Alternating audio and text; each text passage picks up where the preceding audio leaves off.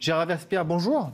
Vous êtes spécialiste justement de cette question. Est-ce que vous m'entendez? Vous êtes là. Bonjour, merci à vous. Oui, je vous entends. Alors, est-ce que c'est un deal win-win, comme on dit? Parce qu'on voit Boris Johnson brandir justement ce cadeau de fête de fin d'année pour ses compatriotes britanniques. Et puis de l'autre côté, on a Michel Barnier qui brandit justement aussi ce cadeau pour l'Union européenne. Alors, est-ce que c'est du win-win?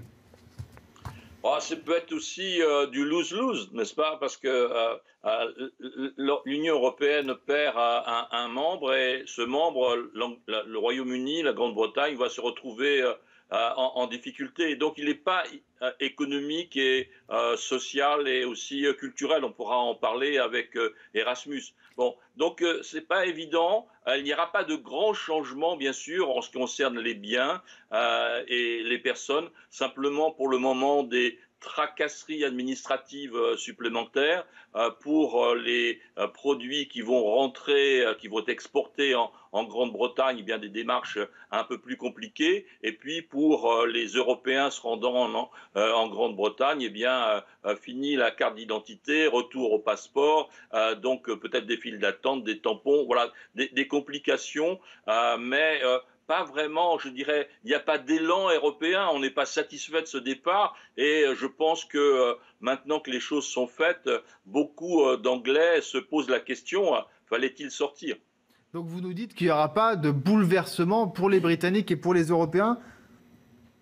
Alors, à court terme, maintenant, il y a un très grand problème qui se pose à la Grande-Bretagne, c'est que deux régions du Royaume-Uni n'ont pas voté favorablement en faveur du Brexit. Il s'agit de l'Irlande du Nord qui a voté en faible majorité, mais pour le Remain, pour rester en Europe, et va se poser dans les années à venir la réunion possible de l'Irlande. N'oublions pas que le départ de la République d'Irlande que nous connaissons actuellement du Royaume-Uni n'a qu'un siècle. C'est pratiquement dans la vie politique contemporaine, n'est-ce pas? Et deuxièmement, vous avez la problématique de l'Écosse. L'Écosse a voté à 62% en faveur de rester dans l'Union européenne. Avant le Brexit, il y a eu un référendum qui était à 45% en faveur de l'indépendance, et maintenant que vous avez des simulations, des enquêtes d'opinion, vous avez 58% des Écossais qui souhaitent l'indépendance. Donc il y a des questions importantes qui vont se poser sur l'intégrité du Royaume-Uni dans les années à venir. Il y a des élections en Écosse en mai 2021. Si à nouveau le Parti national écossais de Nicola Sturgeon, la première ministre actuelle, renforce ou maintient son niveau de très forte majorité, il y aura un problème, un nouveau référendum en Écosse. Alors, Gérard Verspierre, je vais être un peu provocateur, mais si vous nous dites qu'il n'y a qu'un problème de fracture interne entre territoires et justement entre pays au sein même du Royaume-Uni, et que finalement ce n'est qu'un changement administratif ou une file d'attente qui sera un peu plus longue au niveau, on va dire, de la gare du Nord et de Sainte-Pancrace, à quoi ça sert d'être dans l'Union européenne ?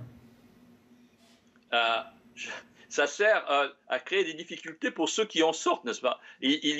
Vous avez là décrit toutes les difficultés qui se posent à ceux qui en sortent, pas les avantages pour ceux qui y restent. Vous avez par exemple pour les jeunes étudiants la structure Erasmus d'échange entre les écoles et les universités européennes qui permettent donc à des jeunes Français par exemple de passer un an en Angleterre ou en Grande-Bretagne dans des écoles, dans des institutions très coûteuses, mais en ne payant que leurs frais de scolarité équivalents en France, dans leurs écoles ou dans leurs institutions en France. Maintenant, cela tombe.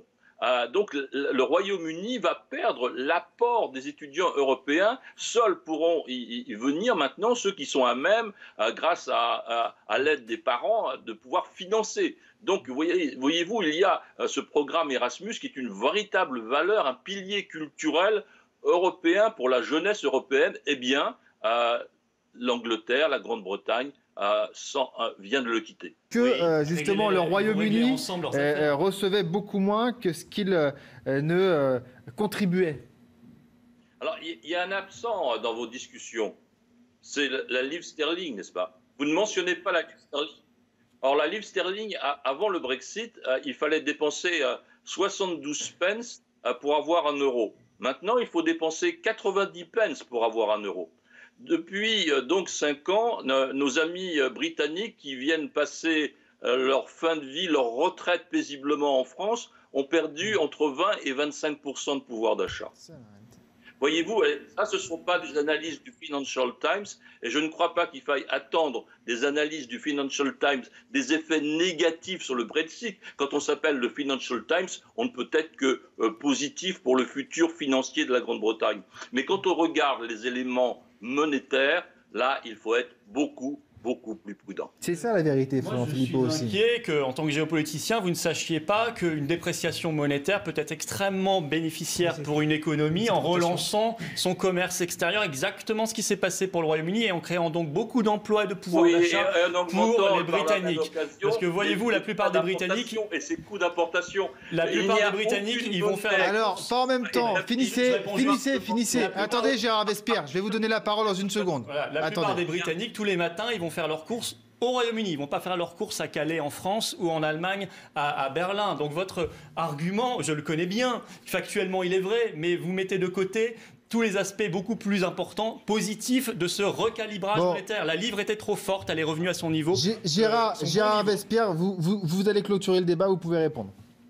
Bien, écoutez, il n'y a aucun pays, aucune monnaie qui ait développé et affermi son économie à partir d'une dévaluation systématique. Nous sommes en France l'exemple de cette erreur fondamentale d'une dévaluation systématique de notre monnaie par rapport aux marques, quand il y avait séparation, à renforcer l'économie française. Ce n'est pas vrai. C'est depuis que nous avons effectivement une stabilité monétaire que nous avons des taux d'emprunt, n'est-ce pas, sur les marchés qui représentent beaucoup d'avantages pour la France et les Français. Donc la stabilité monétaire, on reprendra ce débat, je suis désolé. On a des surtout en ce moment de développement commercial et industriel. On reprendra ce débat.